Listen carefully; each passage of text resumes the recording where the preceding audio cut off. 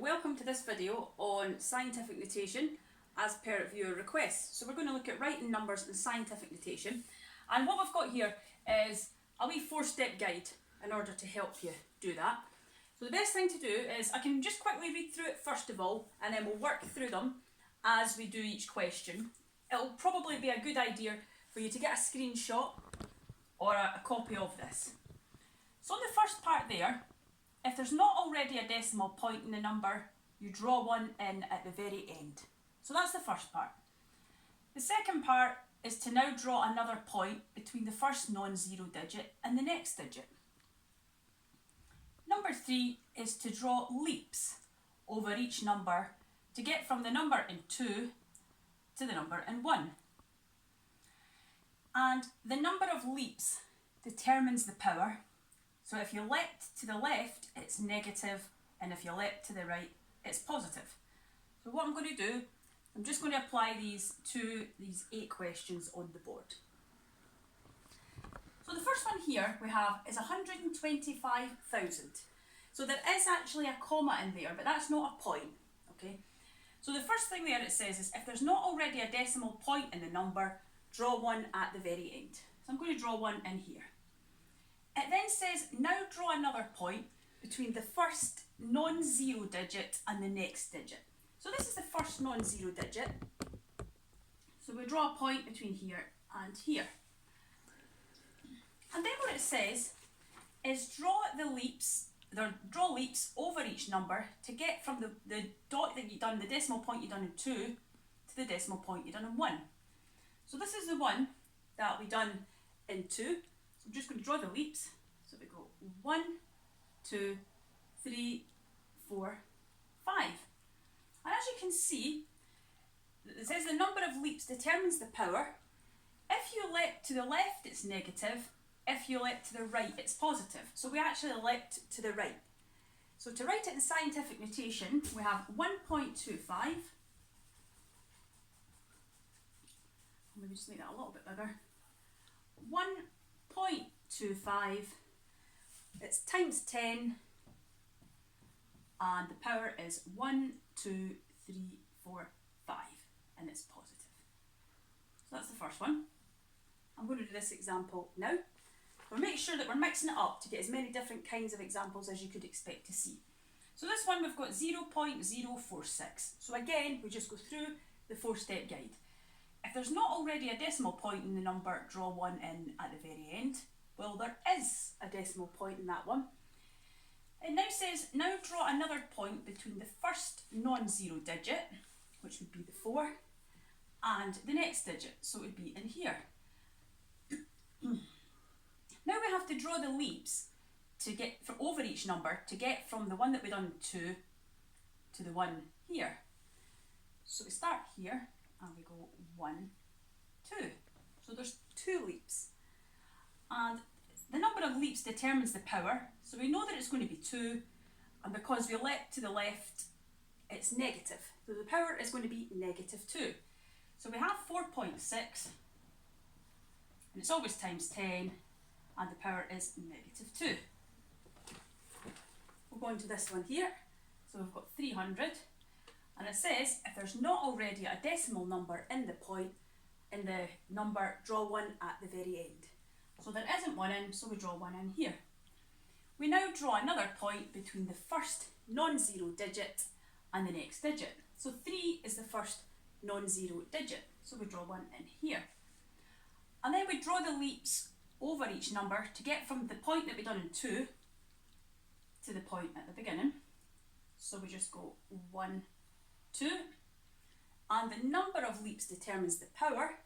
So there's 2 leaps, and if you leapt to the left, it's negative, but we leapt to the right, so it's positive. So you can think it's 3.0 times 10 to the power of 2, and really we don't actually need to put that point when it's just a 0. So we can just say 3 times 10 to the power of 2. And that's fine. This one here, so we look at the rules. If there's not already a decimal point in the number, draw one at the very end, because there's not a decimal point. Now draw another point between the first non-zero digit which is this one, and the next digit. So we draw it between 2 and 1, so it goes there. And then we have to draw leaps over each number to get from 2 to 1. So we're going to go from here, so it's 1, 2, 3, 4. So we're going from there because that was this point here. So there's been 4 leaps, and because we've been moving to the right, so if you leap to the right it's positive, so we have 2.198 times 10 to the power of 4.